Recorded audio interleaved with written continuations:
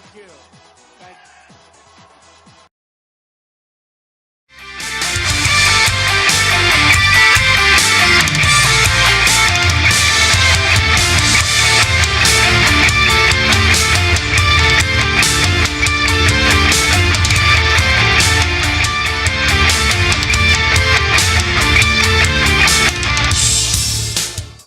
So beautiful.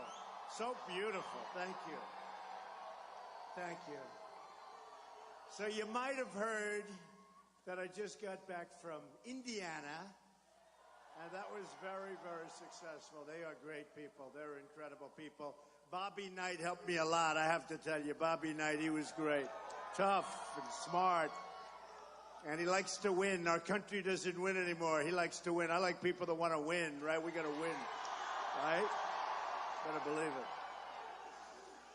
But we had an incredible period of time. And, you know, I started off, there were a total of 18, actually, if you add Gilmore. We'll add Gilmore, right? So with Gilmore, it was 18 people, senators, governors, people of very, very substantial success. And one after another, 1, 2, 3. I love it. Do you love it? Do you love it? And many people, they're talking it as a phenomenon. Look at this. We come up here.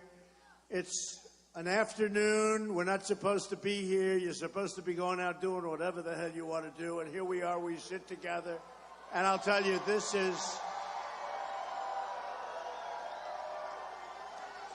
something special that's happening, folks. It really is. It's something special. And it's all over like this. We go to Alabama. We had 35,000 people. We'd have as big as the auditorium. Look at this big room, and look right back to the corners. By the way, you have thousands of people outside. Please, please, Mr. Fire Department, let them in, okay? Just let them in.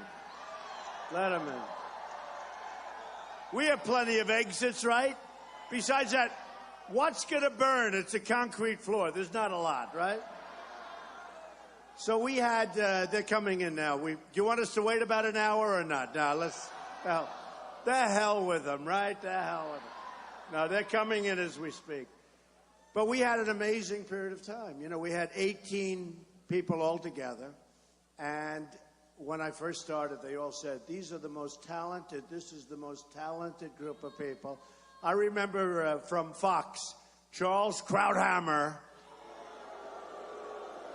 Very average, believe me. He's a very average up here. So he was up. Now he is. He thinks he's not average.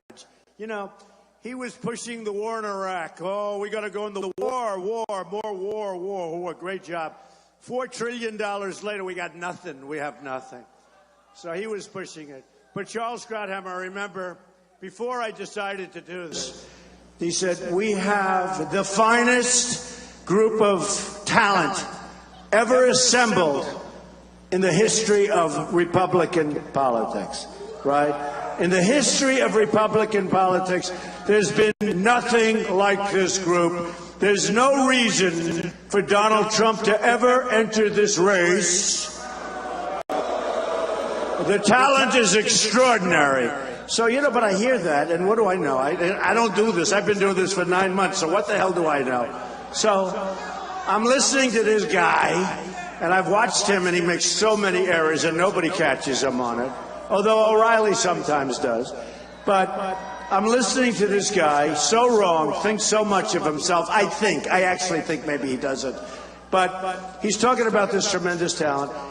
And I said to my wife, I said, wait a minute. I listened to this guy Krauthammer saying it's the finest group of people ever to enter a political race in the history of the Republican Party or something to that effect. I said, what am I doing? Why am I doing this? This is talent. Why am I doing this? And then, man, I thought they were protesters, but they were on our side. I always say, friend or foe? Friend or foe? Friend or foe?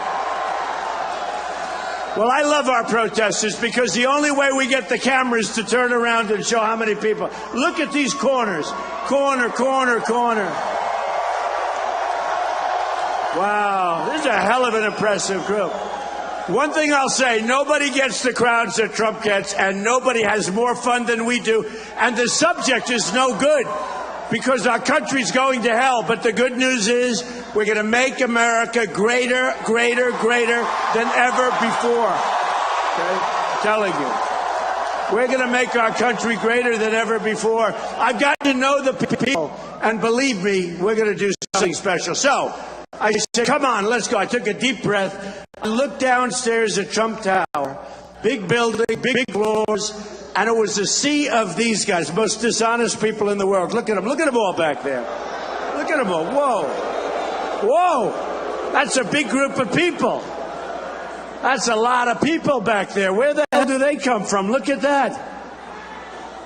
How would you like to be doing this 2 or 3 times a day and always live television?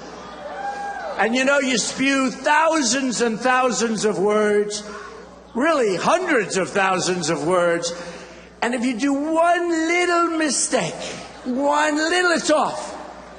They say, Donald Trump today said, I mean, give me a, and you notice no teleprompters, no speeches, I just have...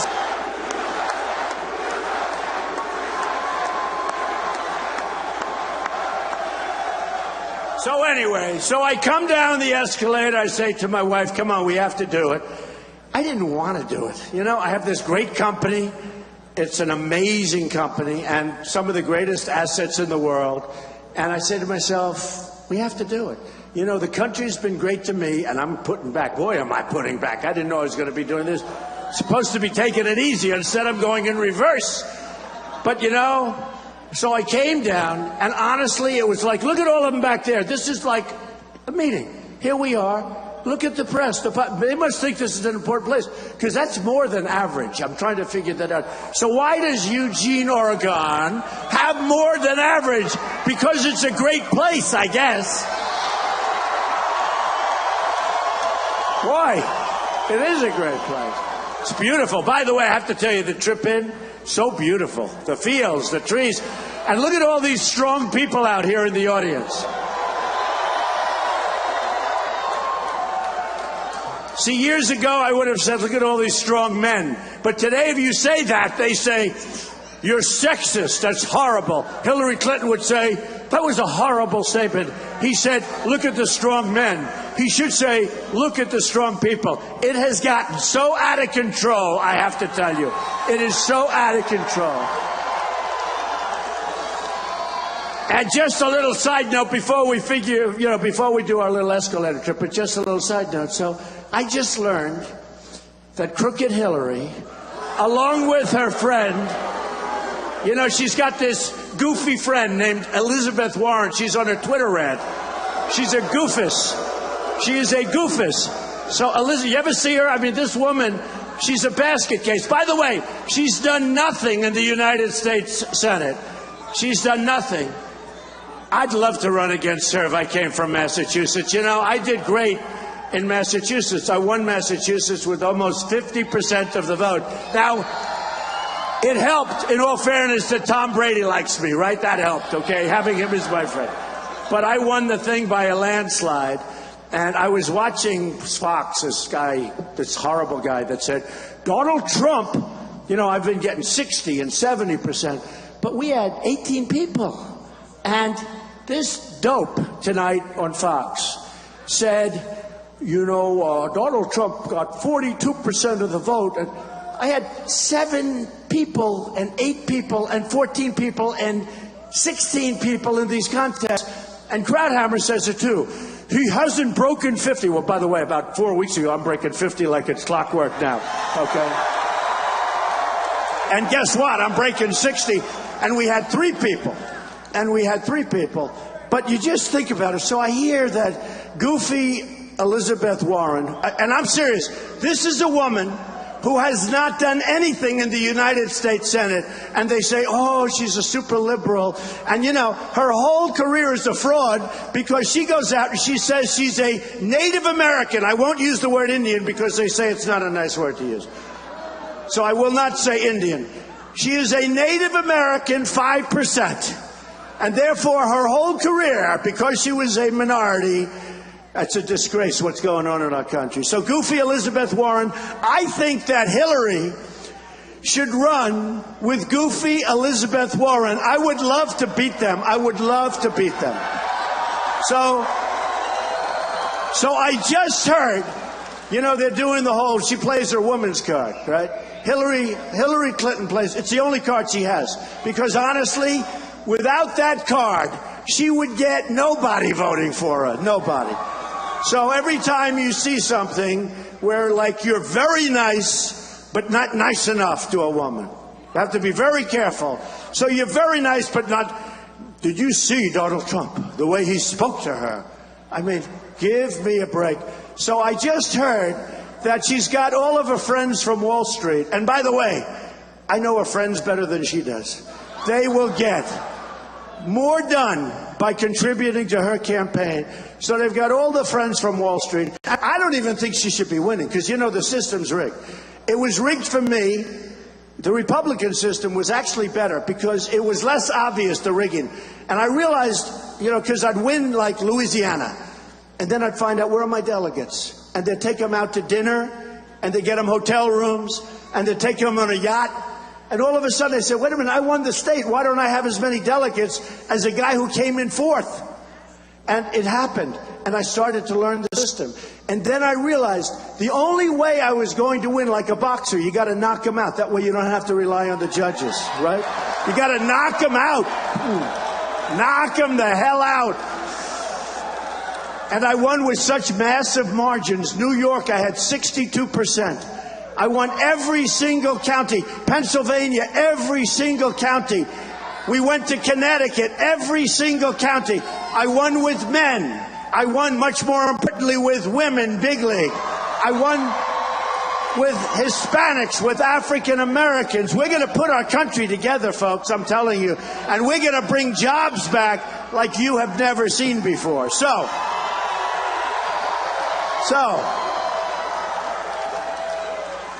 I just learned they have a $90 million fund where they're going to do negative ads, and they're ads about me and ads about women. First of all, nobody respects women more than Donald Trump, I'll tell you. Nobody respects women more. And my daughter Ivanka always says, Daddy, nobody respects women more than you, Daddy. What are they talking about? So here's the story, folks. They're going to do ads about me, and they're going to say, you know, take a statement where I'm on Howard Stern and we're kidding. Don't forget, I was never going to run for office.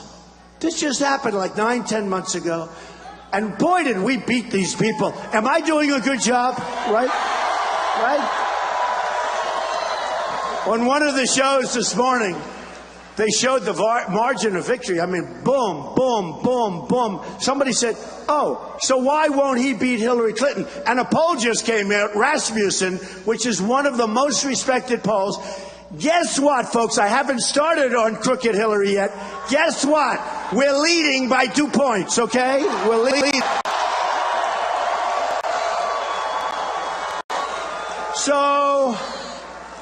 So they're going to do this $90 million ad campaign. And I said, you know what? I don't want to play dirty. I'm a very clean fighter. I took these people out. And you know Jeb Bush, as an example, who's a very low-key person. Well, I wanted to be low-key because it's nicer than saying low energy. And the only reason I'm not nice, he said, I'm not going to do anything. I'm not. But, you know, all these guys like this guy, Lindsey Graham, he knows less about the military than my 10-year-old son, Barron. Barron plays military soldiers. He knows more about the military. He said, I've been fighting ISIS for many years. How dare Donald Trump tell me what to do? The guy, we're fighting, if you have him, you'll be fighting ISIS for many more years, believe me. I beat him so badly. And all he does, then he goes out and he endorses one guy, no good. Another guy, no good. Then he endorses Jeb Bush, like right before he drops out. And he goes on television and he spews hate about me, spews hate. And I say, wait a minute, that's a guy that I defeated so badly that he went home and he started to cry, okay? He started to cry. And now he says, I won't vote for Donald Trump, I won't endorse him. Now, here's the thing. So they signed a pledge. Remember, everybody wanted me to sign a pledge, right? They didn't care about anybody else, because who the hell cared about everybody else? 24 million people watching the first debate. 23 million people on CNN a couple of weeks later. The largest audience in cable history, the largest audience in the history of CNN. Do you think that was because of Lindsey Graham? Huh? I don't think so. So they had the largest audience in the history of CNN. The largest audience in cable, 24 million. That's like, you know, big stuff, right? And that's the way it is. So what happens is we go out, we go through it, and that's what's going to happen with Hillary. We are going to have such a victory of her. People don't understand. Women, you know, somebody said, he is not doing well with women. Well, let me tell you, women want strength. They want border security. They want a strong military. They don't want a woman that sits at home at 3 o'clock in the morning and she's sleeping and she doesn't answer the telephone, which she didn't. Remember her ad? I will be there to answer the phone. She was sleeping. She was sleeping.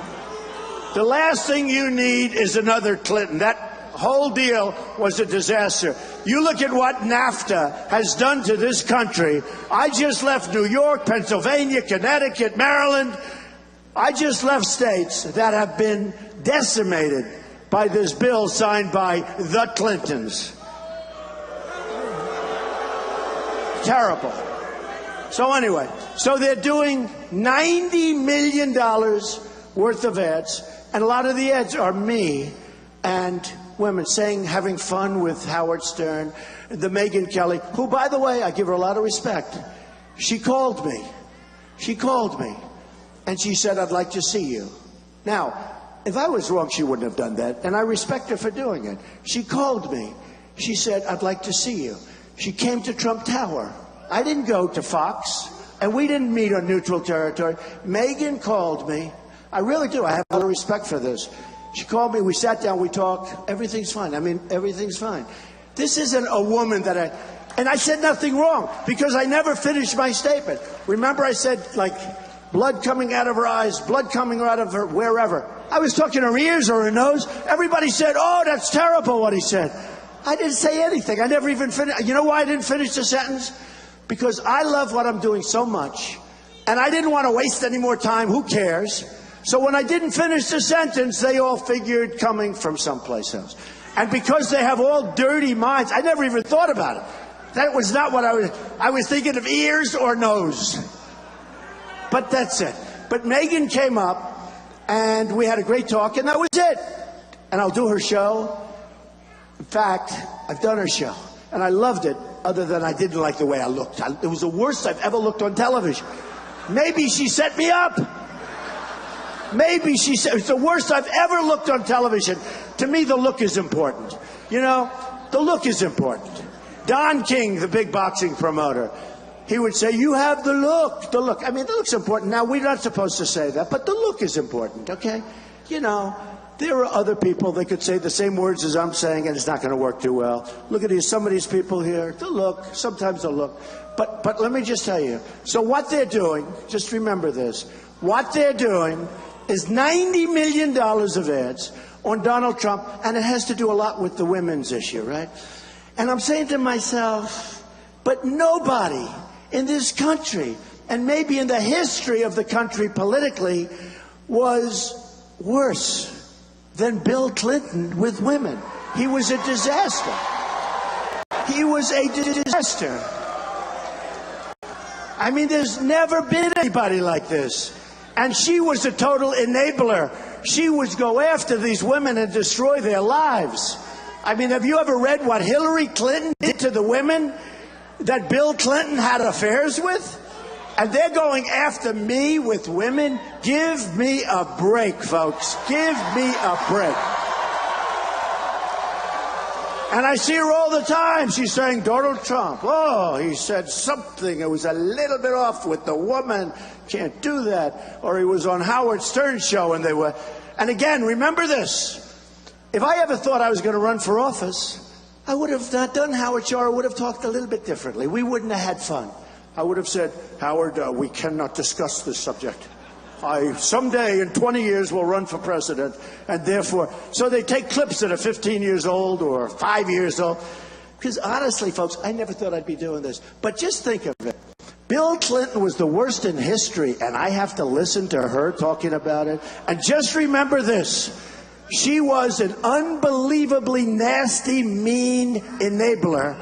And what she did to a lot of those women is disgraceful. So put that in her bonnet, and let's see what happens, okay?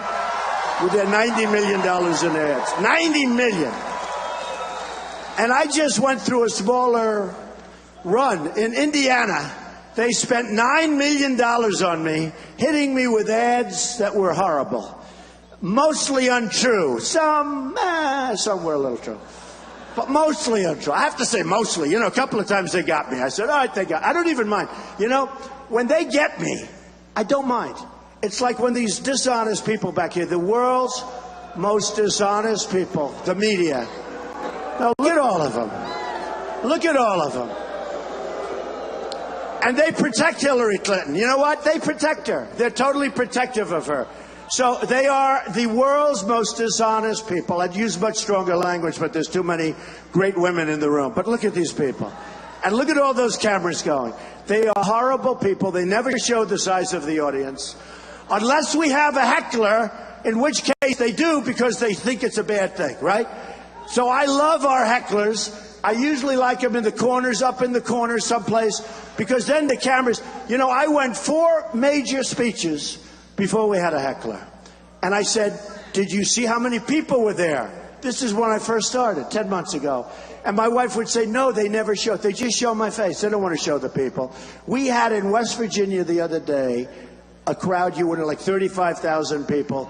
Most of them couldn't get into this massive plate. And I said to my wife, did you see that crowd? No, I didn't. I said, why not? No hecklers. All those people, no hecklers. Hillary had hecklers yesterday. Did you see it? And these were meek and mild.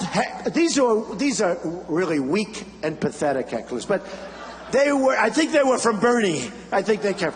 So these were meek, mild hecklers.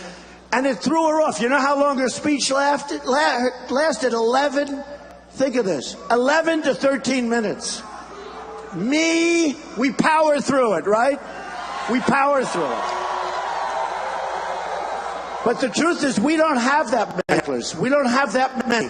But I love my hecklers because it's the only way. So I went like 4 things. Then we had this guy. He had a voice like Pavarotti. He's screaming and screaming, and he was nasty. Don't worry about that person. That person's all right.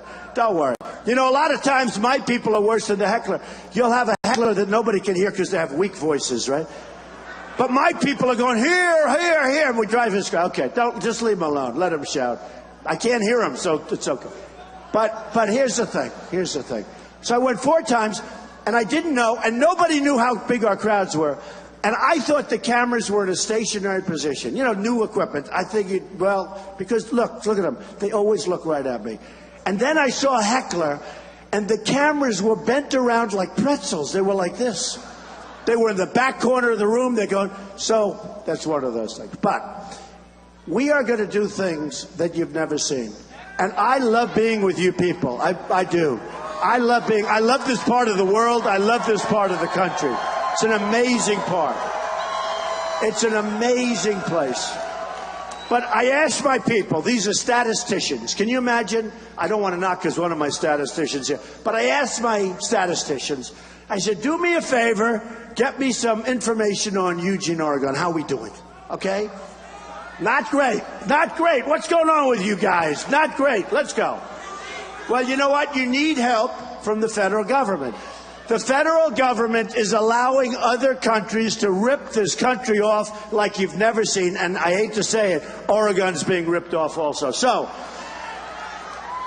timber is a crucial industry in Oregon, but it has been hammered by, why are we surprised? By federal regulations, right? Oregon lost 3/4 of its timber mills since 1980. Is that possible? 3/4. That's a lot of timber mills, right? So rural Oregon has been devastated by soaring poverty, joblessness, and hopelessness. Other than that, you're doing great, right? That's their bad statement. Timber jobs have been cut in half since 1990. We're going to bring them up, folks. We're going to do it really right. We're going to bring them up, okay? The number of people on food stamps in Eugene, Oregon has tripled since the year 2000. By the way, this is like this all over. When I was in New York, where we won by a massive amount, like a massive amount, I won everything. When I was in New York, I toured the state. Now, I know New York well, but I went up to Syracuse, I went to Albany, I went to Rome, New York, not the other Rome. I like Rome, New York. But we went to Rome. We went out to the island, Bethpage, and it was unbelievable what you saw. The destruction of NAFTA, signed by Bill Clinton, a disaster. You know, he doesn't get enough negative credit for what he did with NAFTA. NAFTA is a disaster, okay? NAFTA has destroyed big sections of our country. If you look at New England, if you look at upstate New York, if you look at Pennsylvania, you look at Maryland and Connecticut, it's destroyed these places, and you've had your problems. I mean, you've had your problems. The number of people on food stamps, I mean, think of it. Manufacturing has also seen a steep decline. Manufacturing employment in Eugene, Oregon has declined nearly 40% since 2001. That happened to be the year that China, our friends from China. And by the way, I don't just like China. I make a lot of money with China. I have the largest bank in the world as a tenant in one of my buildings in Manhattan. I sell condos like crazy. I won in a big battle with China. You know, I own the Bank of America building with a group. And I own a big building in Manhattan, one of the biggest buildings in Manhattan. Got from China in a war with China. I don't mean it was friendly. Oh, let's go by. I mean, this was a war. We can do great against China. I don't hold anything against China. I don't hold it against Japan for ripping us off. They're ripping us like you wouldn't believe. I don't hold it against Mexico. They're killing us at the border. We will build a wall, by the way. We will build a wall. We will build a wall. We will build the wall. And who is going to pay for the wall? 100% right. I never thought you'd guess that one. So let's see.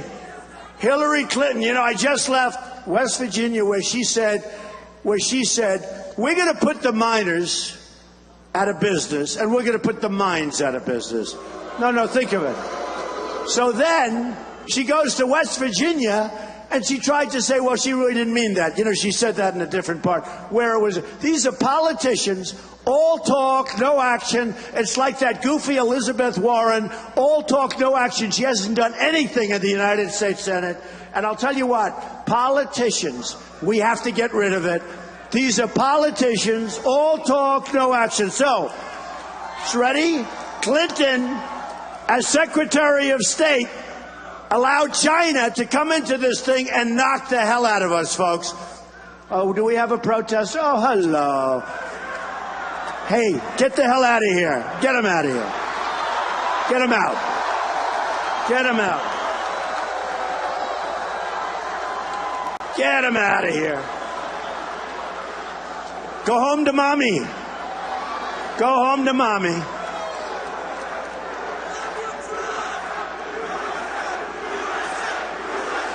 USA, USA.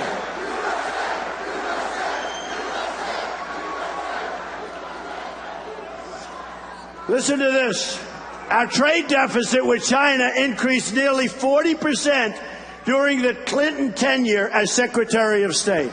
She gave away our country. Now she wants to run for president. She will be a total disaster, believe me. All right, get him out. Get out of here. Get them out. But look at the cameras. They're all showing how many people are here. Look at those people. Look at those people.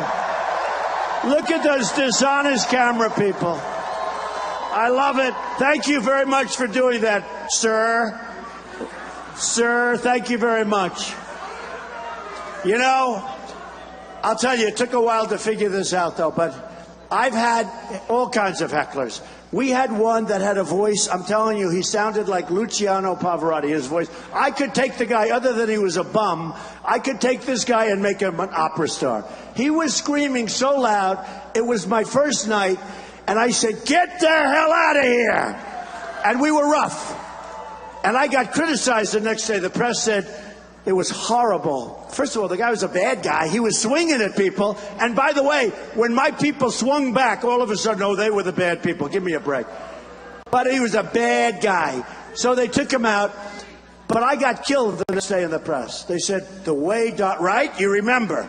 They said, the way Donald Trump talked was horrible. It was horrible. This guy was a bad guy. He was a real bad guy. Okay, the next day I had a heckler. And I said, I got to do this differently. So I said, just nice and easy. Don't hurt him, please. Could you remove him, please, quietly? But don't hurt him. And then the next day in the press, I said, Donald Trump isn't strong like he used to be. He used to be strong, and he's become a weak person. These people are the worst. They are the most dishonest. Let me just tell you, folks. And you look at this room, we have a movement going on like has never been seen in this country. Never. And I will tell you, I am nothing more than the messenger. I'm a good messenger. Am I doing a good job as your messenger? I am nothing more than a messenger. We have people that are great people. I love you too, darling. We have people that haven't had a wage increase in 18 years. They're making effectively less money today than they made 18 and 20 years ago. And then people say, are they angry? And we're not angry people. I'm not an angry person. I'm not angry. You're not angry. But we're angry about the way our government has taken advantage of us, and we're angry at the stupidity and the incompetence of our leaders in this country, because other countries are running away with our country, with our jobs, with our money. And it's like taking candy from a baby, and that's the way we are. And we're going to change, and we're going to change rapidly, believe me. Believe me.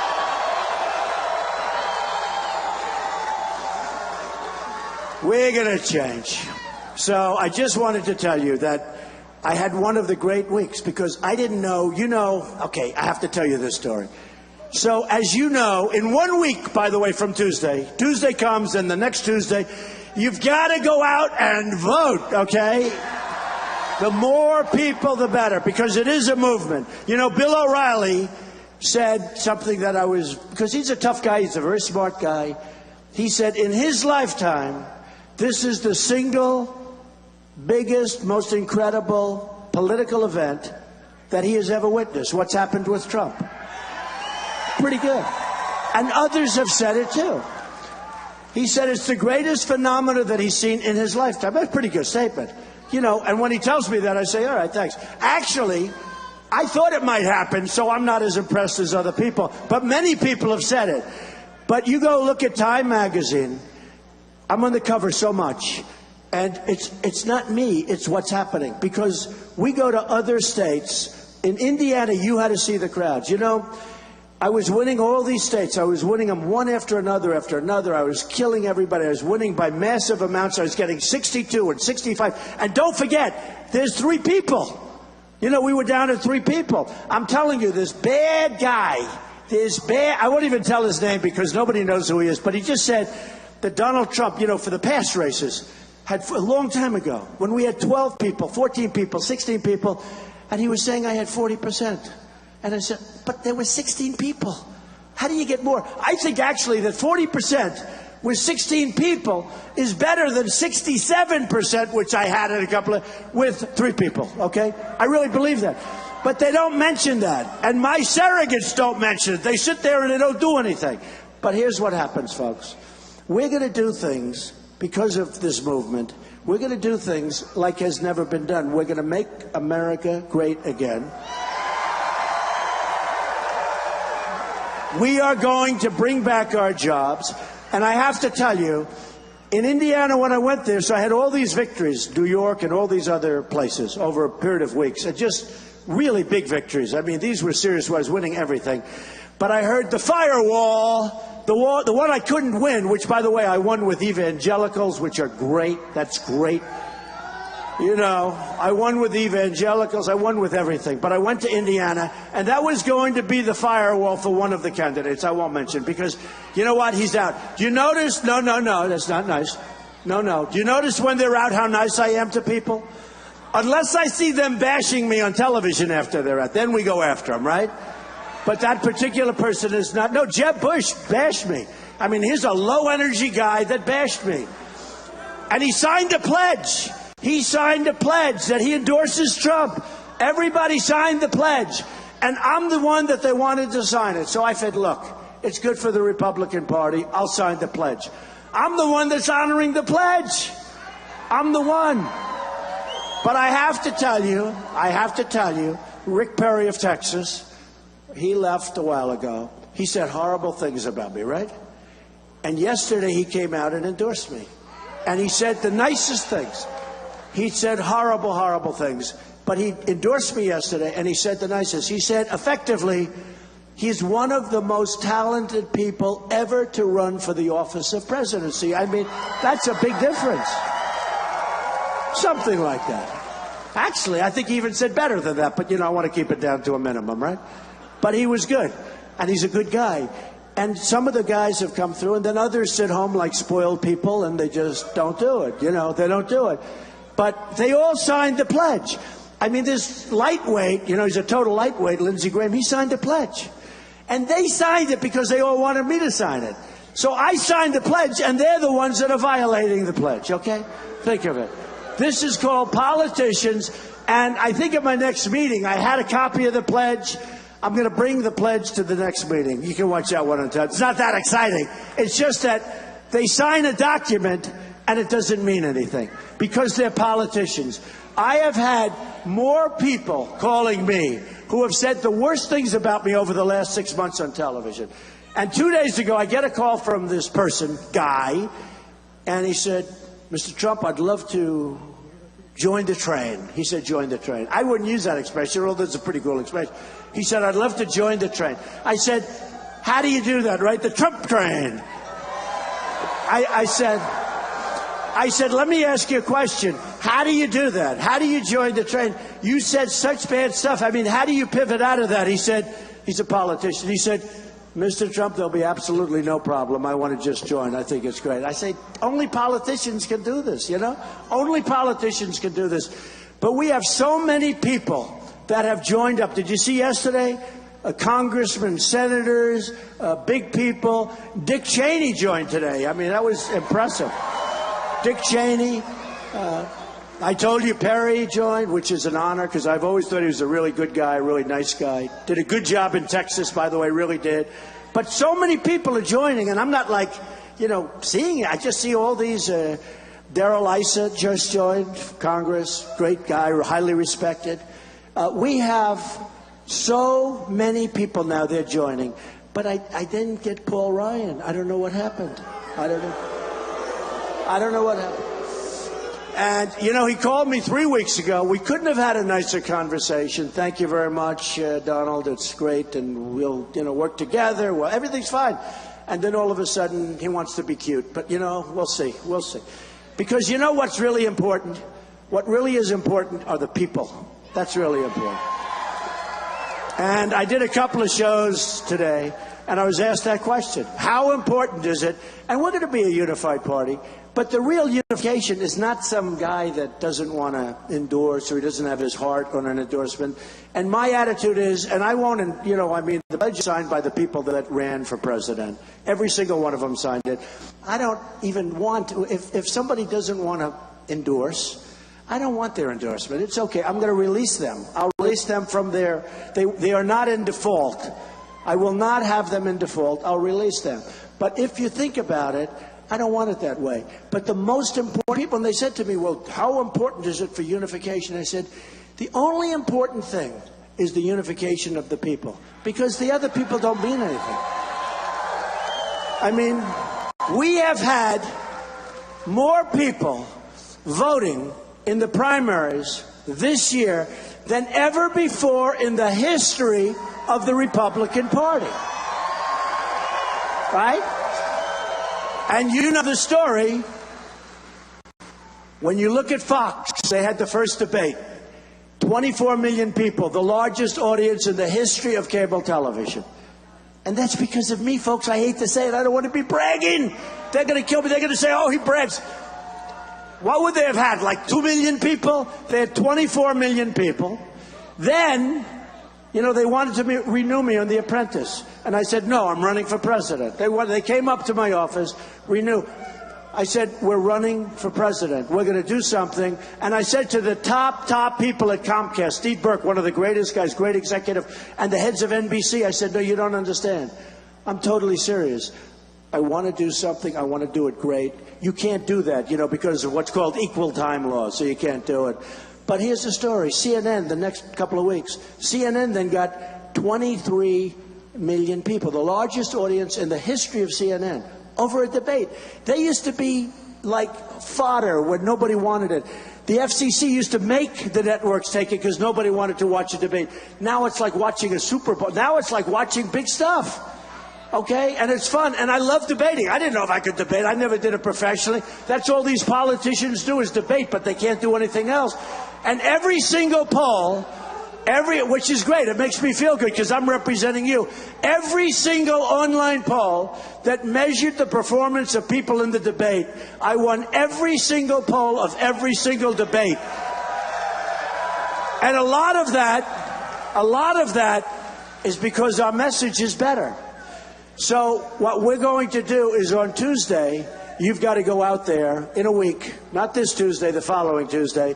You've got to go out there and vote because the biggest mandate, the best mandate we can have is lots of people. Now, with that being said, so in the history of the Republican Party, you've gotten more votes than anybody. And we haven't even come close to the end. We have California, we have New Jersey, we have all these places. We have yourselves, but we will have by millions of votes when it's all over, the largest number of votes, bigger than Ronald Reagan, bigger than Dwight Eisenhower, bigger than Richard Nixon, by millions, by millions.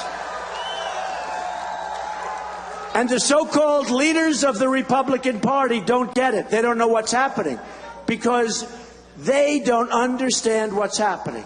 Now, I'm a conservative person. Remember this, it is named the Republican Party, right? But I'm a conservative person. But some people would say I'm not that conservative on trade. And I believe in free trade, which everybody likes. But we've been taken advantage of by globalization because we have leaders that are incompetent. They don't know how to do deals, or they're controlled by the people that give them the money. That's probably more likely, all right? And I self-funded my entire deal here, and I'll tell you what. You look at Hillary Clinton, you look at the people that are putting up the money, folks, nothing's going to happen with our country except we're going down. Believe me, she will be a tool.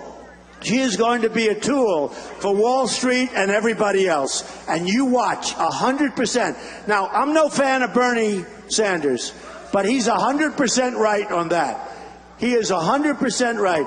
Hillary Clinton is totally controlled by the people that put up her money. She's totally controlled by Wall Street. And her system is rigged. You ever see Sanders wins, Sanders wins, Sanders wins, Sanders wins. Then they sit down and they say, oh, well, he can't win. And I say, what do you mean? He's winning all the time. They have superdelegates, right? Superdelegates given by the bosses. And they gave her so many more superdelegates that I guess she can't lose. And in a certain way, I don't want her to lose because I really want to run against her. I have to tell you. I really want to run. And the last person she wants to run against is Donald Trump. Believe me. Believe me. Believe me. Because my attitude is I don't care. I don't care.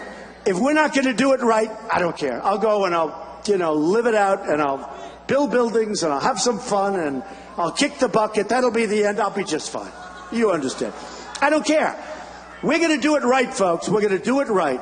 Just like we've done here. They said, one of these pundits said the other day, well, I don't know how Donald Trump will do about Hillary. And then they said, oh, wait a minute. He won 17 people, all senators, all top people, senators, governors. Knocked them off like on a weekly basis, right? Boom. And I knocked them off. They didn't fall off. I knocked them off. And that's why, you know, there are some bad feelings, but I understand that. It'll take him a couple of days to recover. But look, knocked them off. So they said if he knocked off 17 people, highly distinguished, big senators, big governors, why isn't he going to beat Hillary? And I asked that same question also. So we're going to have great success. The polls are already showing it. They hate to say that, but the polls are already showing it. We're going to have fantastic success. And here's what we're going to do. When these companies want to leave our country and they want to move to Mexico, there are going to be consequences, okay? We're going to be consequences. Ford, Nabisco, recently Carrier. And one of the reasons I won Indiana, first of all, Bobby Knight was so great. Boy, did he help. He was so great. Tough, smart, sharp, streetwise, and he knows how to win. And he wanted, you know, he called me a year ago. He said, this was before I decided to run. And I never met him. I never spoke to him. But he liked me. He said, Mr. Trump, Bobby Knight. And I had to check that. I said, Bobby Knight? I said, check it out. And it was. He said, Mr. Trump, you got to run for president. I said, why are you saying that? He said, because you're the only one that's going to straighten out this mess, and I'm really good at talent. And he was great at talent and still is. So that's a year ago. So I said, well, Bobby, and I hadn't decided. This was before June 16th when I came down the escalator, right? So I hadn't decided. So I said, Bobby, I have not decided yet. It's a big commitment. It's really a big commitment, but let me think about it. And then all of a sudden, lo and behold, Indiana turned out to be such a big state. A great state, by the way, great people. And I said, let me ask you, I'm getting ready to go to Indiana. I'm like 14 or 15 points down. Can you believe it? I'm down. And they were going to say, that's my firewall. You know, they were all saying, that's the firewall. They're going to win, blah, blah, blah. So I went 2 weeks early, made a couple of speeches, had massive crowds. And I said to my people, this doesn't look like a guy who's in second place. We had at one crowd 17,000 people. I said, the guy in second place doesn't have 17,000 people. But I gave 2 speeches and I left. 2 weeks left. But it was good. You know, you go there, you don't go cold, you go. So I went, gave 2 speeches left, and now my poll was like even. And then I went 4 days before, and I worked hard, and Bobby Knight was with me. And Bobby Knight was so unbelievable. And I got also endorsed by Lou Holtz. I got a great the basketball coach who's a friend of Bobby from Purdue, who is a great guy, Katie, great guy. I mean, I got Digger Phelps. I had so many endorsements. A lot of politicians were endorsing. But Bobby Knight was unbelievable. And we won so big. And I won with everything. But we won so big that everybody said, okay, that's enough. We're getting out of the race. And now I can focus on Hillary, that crook. I can focus on Hillary. Crooked Hillary.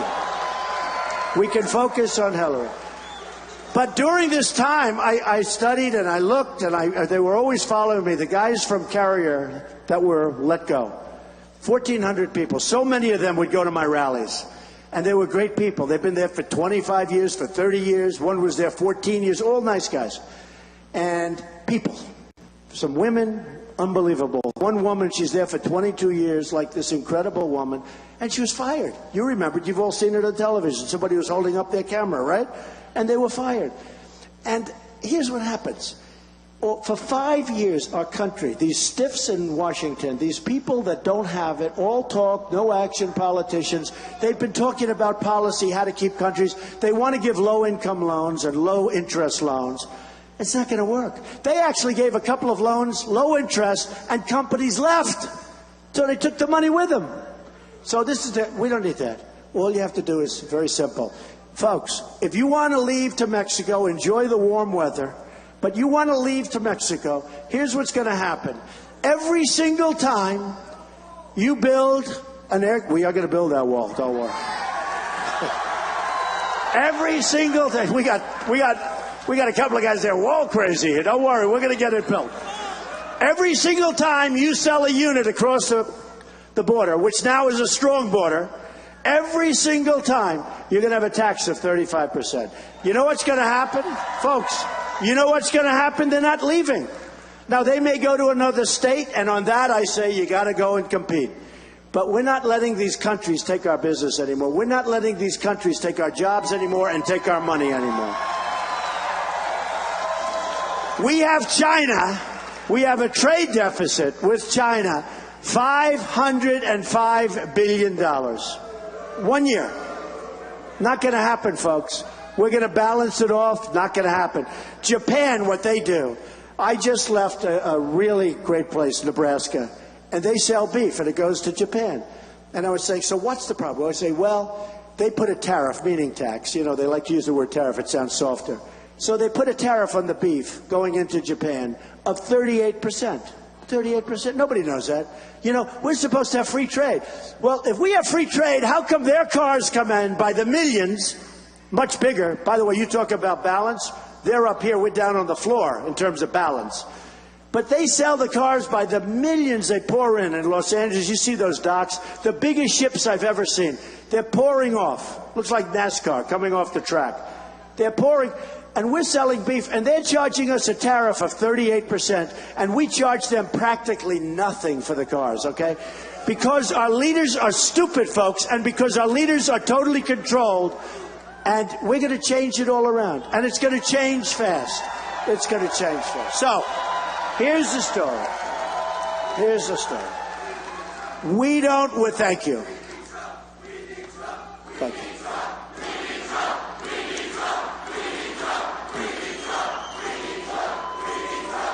Thank you. So many young people, so many young, incredible people. Really. Incredible. Beautiful, beautiful looking young people.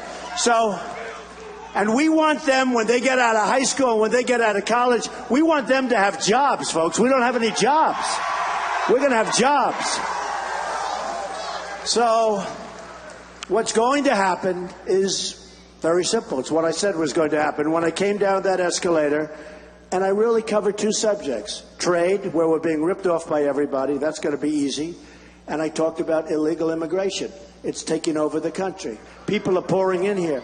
We just got, and I just got, the endorsement of 16,500 Border Patrol people. Okay? The agents. They've never done that in a presidential race before. Sheriff Joe Arpaio, the toughest guy from Arizona, he endorsed me. Nobody tougher at the border because they know I'm going to have a real border. I don't mean dirty stuff. I mean we're just going to have a border. You don't have a border, you don't have a country. And I want people to come in, but they've got to come in legally. They have to come into our country legally.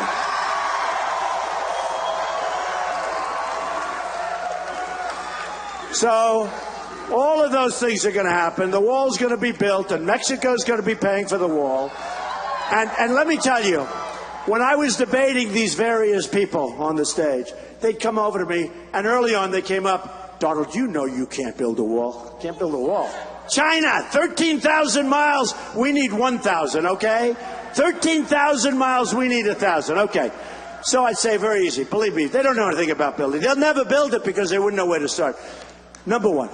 Then they came up at the end, they say, Donald, I mean, you'll never get Mexico to pay. They're politicians. They can't do, it's all talk, folks. Look, they say, you can't get Mexico to pay. Of course I can, 100%. Listen, think of this. The wall's going to cost $10 billion, and we lose, in terms of trade, $58 billion a year. Now, you don't have to go to Wharton. You don't have to go to Harvard. You don't have to go to any place. You don't have to go to high school to know that's an easy one, okay? They'll pay the wall. Now, any way of 5 or 6 different ways, I'm not going to tell you which way, whichever one's the easiest one. But that's one of the easy deals I will ever make, believe me. So we're going to have that. But here's the story, folks. We don't win anymore. You've got to go and vote in a week from now, a week from Tuesday. You've got to go and vote. And most importantly, and that's important, but most importantly in November, we are going to carry your state. And some people say,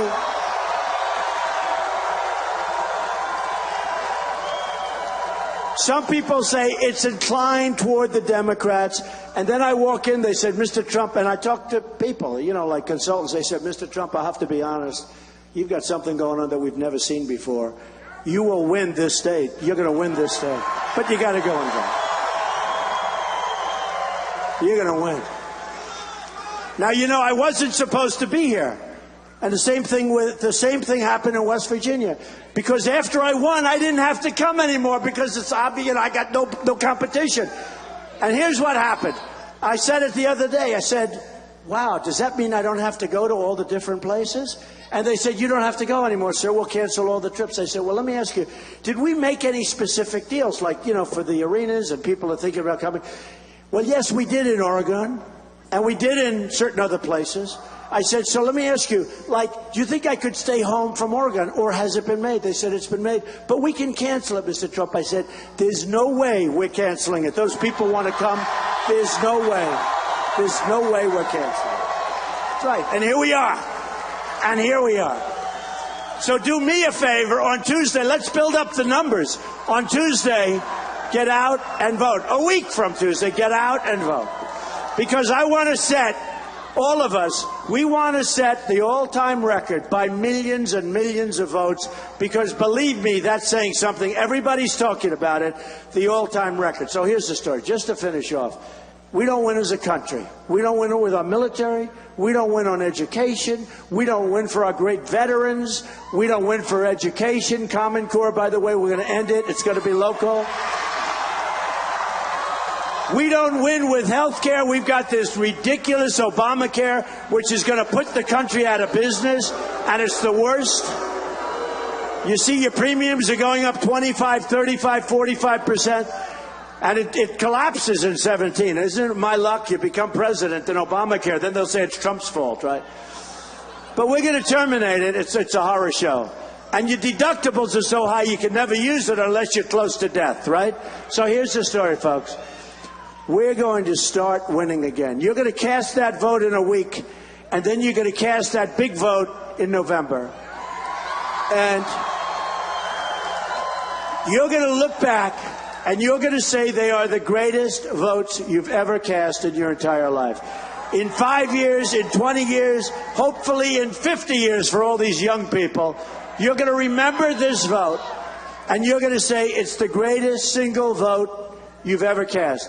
Because when I took over as president, we started using this. We started using our brain. We started winning again. We started winning again.